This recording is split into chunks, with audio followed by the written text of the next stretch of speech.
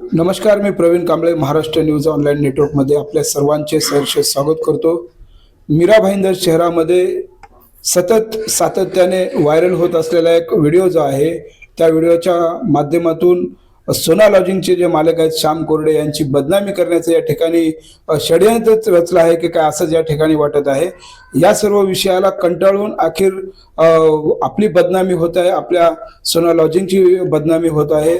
या सर्व विषयाला कंटाळून शेवटी पोलीस स्टेशन पर्यंत श्याम कोरडे जे या मालक आहेत या हॉटेलचे ते पोलीस स्टेशन पर्यंत पोहोचले आणि त्यांनी आज पोलीस स्टेशनच्या बाहेर येताच पत्रकार परिषद घेऊन आपली प्रतिक्रिया व्यक्त करत माझा काही गुन्हा नाही आणि या ठिकाणी जो व्हिडिओ व्हायरल केला जातोय, एक पत्रकार जाणून बुजून माझा व्हिडिओ व्हायरल करतोय, त्याच्यावरती खंडणीचा गुन्हा दाखल आहे अशा पद्धतीने या ठिकाणी आपली प्रतिक्रिया देत एक पत्रकार परिषद या ठिकाणी घेऊन आम्हाला वैयक्तिक संपर्क साधून श्याम कोरडे यांनी आपली व्यथा मांडलेली आहे। चला तर मग पाहूया या विषयावरील पोलीस सविस्तर बातमी। नमस्कार, जय महाराज।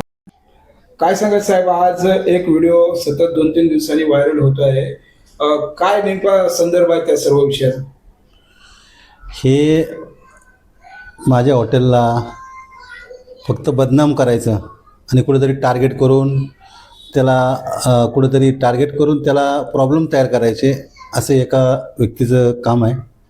हा विषय असा आहे की 2024ला माझ्याकडं गेस्ट आले होते, माझ्या हॉटेलला राहून गेले होते। बाकायदा गव्हर्नमेंटचे जे अटी शर्ती आहेत त्या अटी शर्तीनुसार त्याला आम्ही थांबवलं होतं आणि तो थांबवून तिथून ते लोक गेले होते।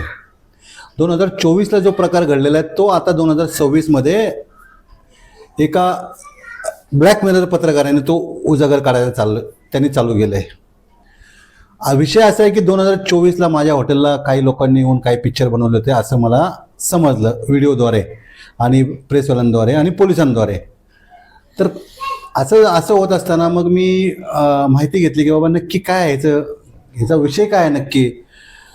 तर मला असं माहिती पडलं की मी एक 8-10 वर्षापूर्वी मी एका बोगस पत्रकारावरती खंडणीखोर येतो त्याच्यावरती मी माझ्या मित्रांकडून गुन्हा दाखल केला होता काश्मीरा पोलीस स्टेशनमध्ये खंडणीचा। तो खंडणीखोर आहे, त्याच्यावरती गुन्हा दाखल केला। मी काय गलत काम केलेलं नाही, मी चांगलंच काम केलंय, कारण तो लोकांना परेशान करत होता। जिथं ह्याचा काही संबंधच नाहीये आणि तो जर येऊन माणूस जर मला तिथे चावत असेल तर मी त्याला कुठल्या बेसवर त्याला थांबून देणार, बाबा ये तू मला चाव, म्हणून मी पोलिसांमध्ये जाऊन त्याच्या विरोधामध्ये तक्रार करायला लावली। नेमका जो व्यक्ती आहे असं करतोय, प्रशासनाला तुम्ही त्याच्या विरोधात काय सांगू इच्छिता? प्रशासनाचा विषय असा आहे की आजच्या दिवसामध्ये तो एक काहीतरी 2-4 साप्ताहिकामध्ये तो काम करतोय असं मी ऐकलंय। म्हणजे समजा की बाबा मी याचा पत्रकार आहे, मी त्या याचा पत्रकार आहे, असं त्याचं करून तो अधिकाऱ्यांना ब्लॅकमेल करतोय। म्हणून मी गेली 2-4 वर्षापासून त्याच्या विरोधात वारंवार तक्रारी केलेल्या आहेत की कुठेतरी माझ्या प्रॉपर्टीला साहब ये इलीगल प्रॉपर्टी, इसके ऊपर कार्रवाई करो साहब, उधर उसका होटल है, उधर ऐसा हो रहा है, उसके ऊपर कार्रवाई करो। अशा खोट्या कारवाई ऑफिसरला दबावामध्ये घेऊन तो कारवाई करायला लावतो, बल्कि त्याच्यामध्ये माझा काय रोल नसतो। मी तिथे जात पण नाही, मला तिथे येत पण नाही। गेलो असेल, माझा मित्र कोणी असेल तिथे जातो, भेटतो, आता कोणी पण जातो, पण तिथे जबरदस्ती त्या ऑफिसरला सांगून नाही ये इसका ही है, इसका नाम डालो, इसको वांटेड करो, इसको तड़ीपार करो, इसको ऐसा करो वैसा करो, इसका रोल चल रहा है आज से 7-8-10 साल से। असं असताना परवा दिवशी जे लोक माझ्या हॉटेलमध्ये आले, त्या हॉटेलमध्ये आल्यानंतर मग मला माहिती पडलं की यार हे लोक इथे घुसले। मग एका माझ्या मित्राने मला सांगितलं की अरे यार तेरे होटल में कोई पुलिस घुसा है क्या? तो मला काय माहित नाही पुलिस घुसा है क्या। तो मग अरे तेरा जो दोस्त है उसने ये ग्रुप में आदिविनायक कुछ तो ग्रुप है उसका, त्या ग्रुपमध्ये त्यांनी माझ्या हॉटेलबद्दल कमेंट केली होती की अभी पुलिस निकली है, पुलिस होटल के अंदर घुसी है, पुलिस कारवाई कर रही है। ह्याचा जर कॉन्टॅक्ट नाही आहे त्या लोकांची तर ह्याला कशी डिटेल माहिती पडते? हा तर एक प्रेसवाला आहे, ह्याचं काय? हा बाहेरून गेला, हॉटेलचा फोटो मारला, इथे येऊन पोलीस गेले, इथं असं झालं, ह्याची न्यूज संपली। होटल के अंदर पुलिस घुसी है, होटल में कमरे चेक कर रही है, होटल में रजिस्टर चेक कर रही है, इसको कैसा मालूम? तो मेरा ऐसा कहने का मतलब है कि ये जो भी किया है या करवाया है, जो भी हुआ है, इसका जिम्मेदार इंसान या इसने ही करवाया, ऐसा मेरा कयास आहे. तर माझी एकच माननीय पोलीस कमिशनर साहेबांना, पोलिसांना माझं एकच म्हणणं आहे की साहेब, मी एक गरीब माणूस आहे आणि हा जो माणूस आहे, ह्या माणसापासून मी आज 8 ते 10 वर्ष झालं मी परेशान आहे.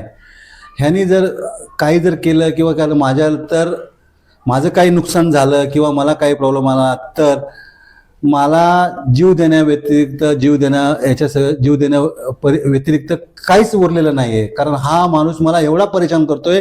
आणि ठीक आहे, मी केलं, ह्याने माझ्या विरोधात छापलं, मी माझी सजा भोगीन. पण आम्ही केलेलं नाही, काही नाही, आणि तू जबरदस्ती मला बदनाम करून लोकांच्या नजरेमध्ये मला तू ब्लॅकलिस्टेड करतोय, तर हे कुठेतरी पत्रकारितेचा अपमान आहे. आणि मी पत्रकारांना पण सांगू इच्छितो की हा जो बोगस पत्रकार आहे, ह्याला तुम्ही कुठेही ह्याची साथ देऊ नका. कारण हा बोगस पत्रकार आहे आणि हा खंडणीखोर आहे. ह्याच्या विरोधात माननीय न्यायालयामध्ये ह्याच्या विरोधात केस चालू आहे.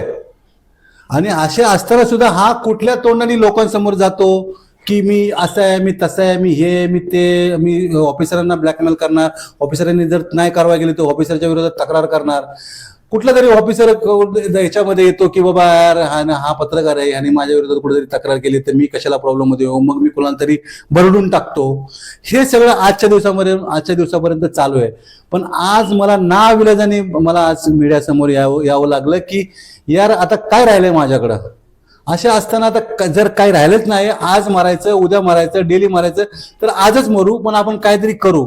म्हणून मी आज न्याय मागत आहे आपल्या चॅनलच्या माध्यमातून की ह्या व्यक्तीवरती ह्या प्रकरणाची सखोल चौकशी करावून जर ही व्यक्ती त्या ह्याच्यामध्ये इन्व्हॉल्व असेल, जी व्यक्ती ह्या कार्यक्रमामध्ये जी व्हिडिओमध्ये जी त्यांनी घडवलं असेल, ह्यांच्यावरती कठोरात कठोर कारवाई करून मला न्याय द्यावा, ही माझी. पोलिसांकडे तुम्ही गेल्यानंतर तुम्हाला पोलिसांनी काय सांगितलं?